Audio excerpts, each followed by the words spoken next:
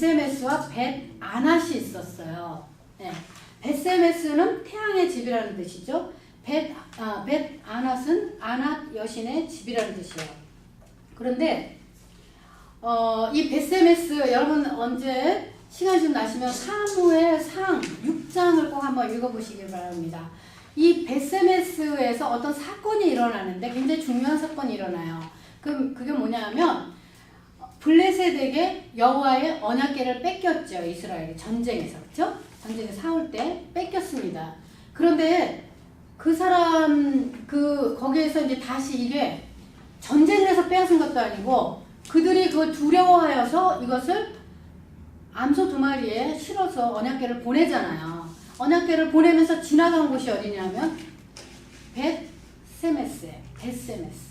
여기 지명이 나옵니다. 거기를 지나갔는데 벳세메스 사람들이 보니까 여호와의 언약궤야. 근데 그 안에 뭐가 있었어요? 이렇게 보니까 쥐 모양으로 생긴 금이 들어있었습니다. 그 안에. 그러니까 사람들이 이거 아직도 임자를 찾아가지 않았으니까 우리가 이거 가져도 되지 않을까? 이렇게 이제 좀 안 좋은 마음 가지고 안을 들여다봤어요. 70명이 벳세메스 주민 70명이 그 일로 인해서 죽죠. 즉사하죠. 네. 그런 사건이 있었던 곳입니다. 네. 우리 어쩌면 처음 들어보는 이야기일 수도 있어요. 그런 표정인 분들이 많은데 네. 성경 한번 가서 읽어보시면 좋을 것 같아요. 그래서 삼손은요 사자로서 이 우상 숭배를 근절하고 창기들을 없애고 사회 기강을 바로잡는 이런 일을 했어야 했는데도 불구하고 창기의 집을 드나들었단 말이에요. 이건 큰 죄죠. 하나님 보시기에. 그리고 가사 사람들 앞에서요 그 성문짝을 메고 가니까 힘자랑을 한 거예요. 힘자랑 결국은. 그러니까 그 사람들이 그 전에는 그냥 삼손이 뭐 특별하게 이상 생긴 부분이 없으니까 그냥 궁금했을 뿐이었어요. 그런데 그 엄청난 괴력을 보고 뭔가가 있다라고 생각을 한 거죠. 그래서 이 들릴라에게 이제 어떤 신비한 그런 마술적인 근원이 있을 것이다 생각해서 알아오라고 하는 것입니다. 그러니까 들릴라가요. 자, 우리 빨리 지나면 다 아는 거지만 첫 번째 삼손이 얘기한 건 뭡니까? 마르지 아니한 푸른 칡 7으로 나를 결박하면 내가 이제 힘이 없어진다. 이렇게 말했습니다. 근데 우리 여기서 삼손이 참 이상한 게 있어요. 그게 뭐냐 하면요. 들릴라가 이렇게 말해요. 나 좀 그거 가르쳐 줄 수 있냐? 이렇게 말을 하는 게 아니고요. 뭐라 그러냐면 큰 힘이 무엇으로 말미암아 나오느냐? 어떻게 하면 능히 당신을 결박해서 공고하게 힘들게 해서 그 답을 얻을 수 있는지 그거를 말하라. 이거 협박입니다. 일종의. 그런데 삼손은요. 그거 깨닫지 못해요. 사람이 이렇게 육체적인 정욕에 빠지고 쾌락에 빠져 있으면 판단이 흐려지는 거예요. 그래서 들릴라의 실체를 알 수가 없는 거죠. 그가 깨닫지 못하는 거죠. 그래서 이제 가르쳐줬습니다. 그래서 그렇게 했죠. 근데 이때는요. 방백들에게 알려서 블레셋 사람들이 이 칡 7개를 가져왔어요. 자, 그런데 여기서 푸른 칡 7이라고 하는 것은 무엇을 또 암시하는 것일까요? 삼손의 머리카락을 몇 가닥?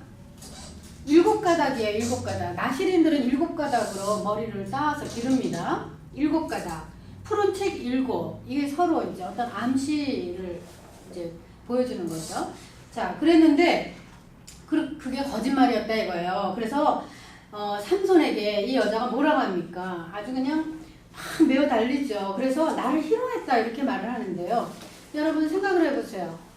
그렇게 가서 물을 때 정색을 하고 알 필요가 없다고 이렇게 단호하게 말하든지 했어야 되지 않겠어요? 그런데 슬슬 게임을 즐기듯이 이 삼손이요 어떤 여지를 줍니다. 계속해서 질문하도록 파고들도록 여지를 줘요. 이게 얼마나 어리석은 일인지 모릅니다. 그래서 이제 들릴라가 그 다음에 삼손에게 또 이제 막 자기 그 삼손의 애정에 눈먼 사랑에 호소하는 거죠. 그랬더니 삼손이 어떻게 하냐? 결국은 또 그 다음에 이제 하는 말이 쓰지 않은 새 실, 끈 그걸 갖다가 나를 결박해라. 이제 그렇게 얘기를 했어요. 근데 두 번째는 다른 것이 뭐냐면 방백들한테 일러줘서 그 사람들이 가져온 게 아니라 들릴라 자신이 그것을 구합니다. 그러니까 더 적극적으로 이제 조여드는 것이에요. 자, 그래서 이 삼손의 너무나 유연한 태도, 이걸 즐기는 태도, 이런 것이 결국은 자기를 파멸로 가져오는, 파멸을 자초하는 것이 된 것이죠. 자, 그렇게 해서 이제 두 가지 다 아닌 것으로 밝혀졌어요. 13절 보세요. 여기 보니까 드디어 이제 삼손이요, 살짝 뭐라고 합니까? 머리털 7가닥을 말합니다. 머리털 7가닥. 아주 점점 답에 가까워지는 거예요. 여기서 멈췄어야 하는데. 그래가지고 머리털 7가닥을 어떻게 하라는 겁니까? 날실로 해서, 우리 시실 날실 있잖아요. 날실로 해서, 그리고 다른 것을 시실로 해가지고 배틀에다가 그거를 이렇게 짜는 거죠. 자기 머리카락을 짜면은 내가 힘이 없어진다. 이제 그렇게 얘기를 하죠.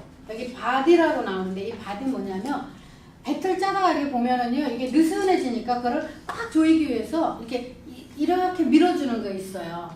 탄탄하게 만드는 그런 게 있습니다. 그걸 바디라고 하는 거죠.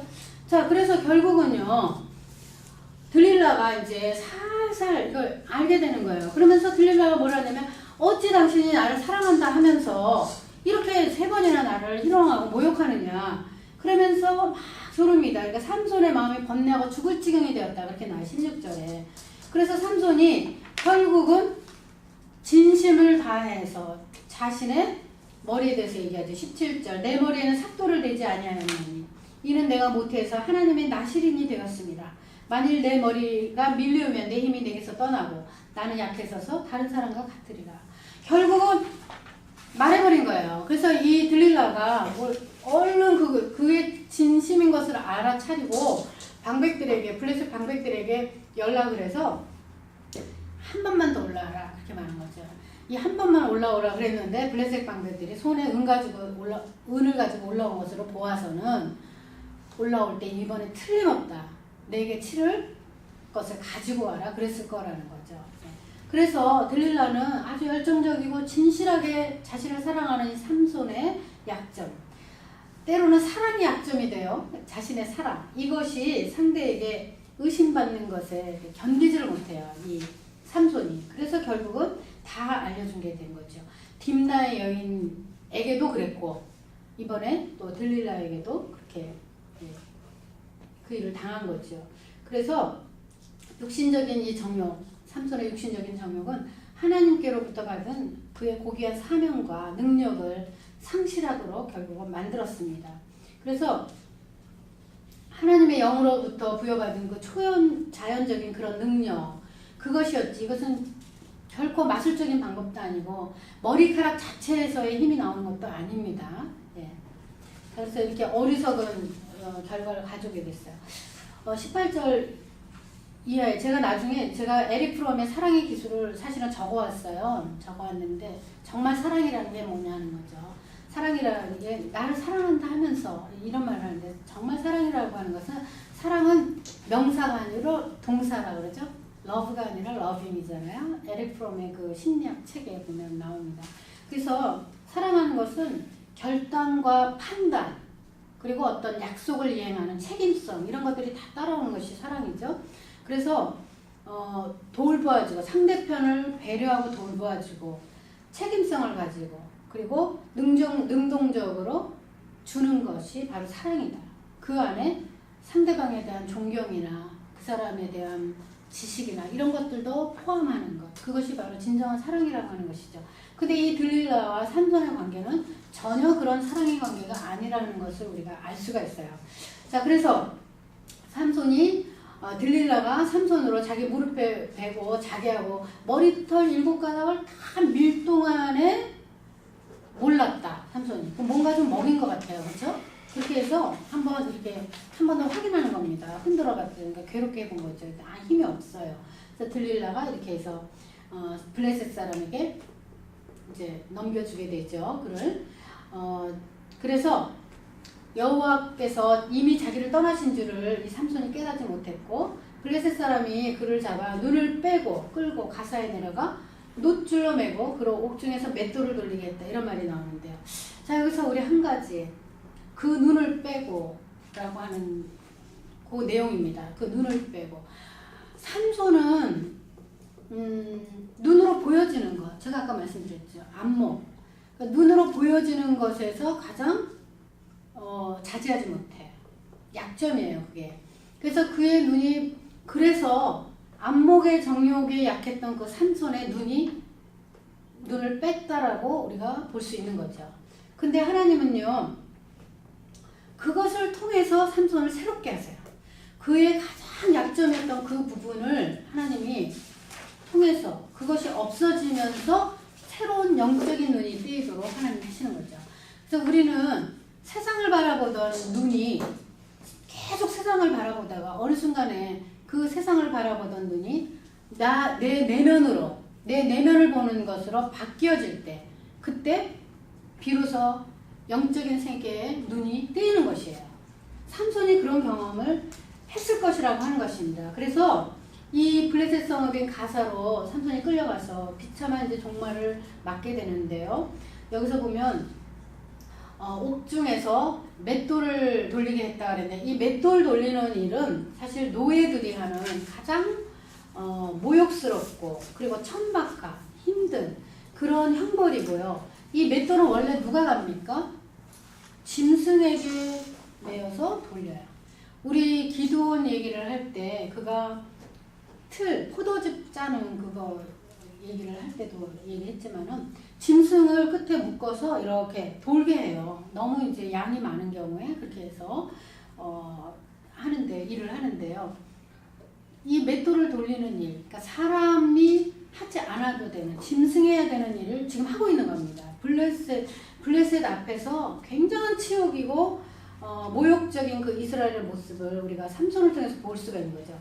자, 마지막으로 22절 보니까 그의 머리털이 밀리운 후에 다시 자라기 시작했다, 이런 말씀이 나옵니다. 네, 자라기 시작했다.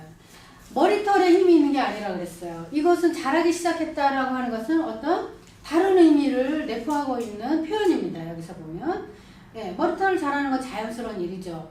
이것은 하나님의 영이 그와 함께 하셨다라고 하는 것을 의미하는 것이고요. 그리고 머리카락이 자라가는 그 동안에 삼손은 그의 고통 중에서 자신의 과오를 뉘우쳤을 것이고요.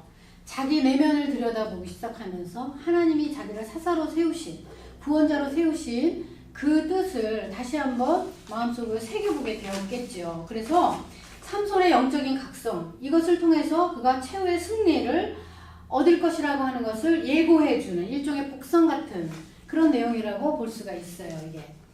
자, 그래서 삼손이 자신의 명예를 회복시키는 것은 하나님의 영광도 회복하는 겁니다. 23장서부터 끝 31절까지 이렇게 보면은 그가 결국 거기에 잡혀가서 다곤 신전에서 사람들이 이제 축제를 벌입니다. 제사 지내고. 왜? 그렇게 힘들었던 삼손을 잡았으니까. 근데 여기 보니까 다곤신이라고 나오는데 다곤은 물고기예요. 히브리어로 물고기라는 말에서 파생된 거예요. 그래서 다그가 물고기인데요. 거기서 다곤. 그래서 제가 뭐라 그랬습니까? 해양 민족이기 때문에 물고기, 반은 사람의 형상을 가진 그런 다곤신의 모습을 볼 수가 있다고 했죠. 그래서 블레셋 족속이 다곤을 섬기는 것은요, 가나안 사람들이 바알 섬기는 것하고 똑같습니다. 이 다곤, 물고기 모양의 신을 섬김으로 인해서 풍요와 번영을 가져다 준다고 생각을 했던 것이죠. 예. 자, 그래서 이제 결국은 삼손이 이제 블레셋 사람 지도자들이 다 모여있고, 그 신전 위에, 지붕에, 옥상에 3,000명이 올라가 있었다 그랬는데, 얼마나 컸으면 3,000명이 올라가 있었겠어요. 그쵸? 그 위에. 기둥도 엄청났을 거고. 그렇게 해서 사람들이 연회를 베풀고, 나와서 삼손을 제주 부리게 하고 그랬는데, 삼손을 데리고 온 소년이 그를 어디에 세워뒀어? 성전의 두 기둥 사이에 세웠죠. 그랬을 때 제주 부리고 얼마나 모욕감을 느꼈겠어요. 그쵸? 그랬는데 거기서 그 소년에게 내가 좀 쉬고 싶으니 기대게 해달라. 이거는 다른 이제 성경본에서 그렇게 나옵니다. 기대게 해달라 그럽니다. 그래서 이제 눈이 안 보이니까 그 소년이 데려다가 기둥에 기대게 해주죠. 결국 이 두 기둥에 몸을 기대도록 하라, 이거는요, 모든 성경에서 이런 식으로 이제 우리 설명을 하고 있어요. 영어 성경에서는 그렇게 해석을 하고 있습니다. 그래서 3,000명의 무리가 그 위에 지붕 위에 올라가 있었다. 엄청난 그 크기의 다곤 신전을 그 삼손이 뭐라고 기도합니까? 하나님 앞에? 하나님 앞에 뭐라고 기도해요? 네.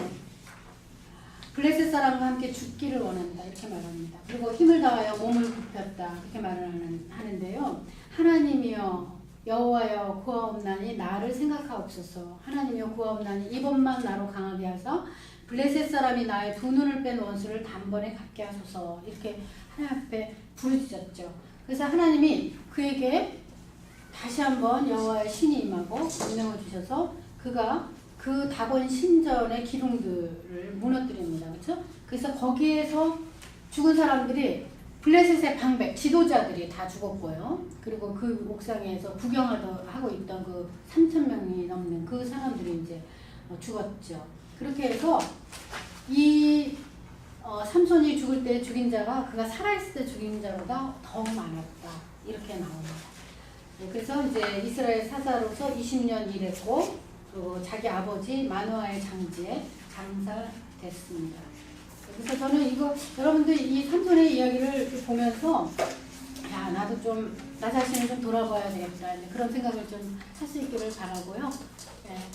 저는 굉장히 좋은 시간이었습니다. 다음 이제 2번에 걸쳐서는 그 이후의 역사예요. 삼손은 마지막 사사로 이제 이 사사기에는 그렇게 기록이 돼 있고요. 사사의 이야기가 아닌 다른 이스라엘의 역사로 2번 다시 나옵니다. 그래서 끝까지 잘 들으시면 많이 도움이 될 거예요. 기도하겠습니다.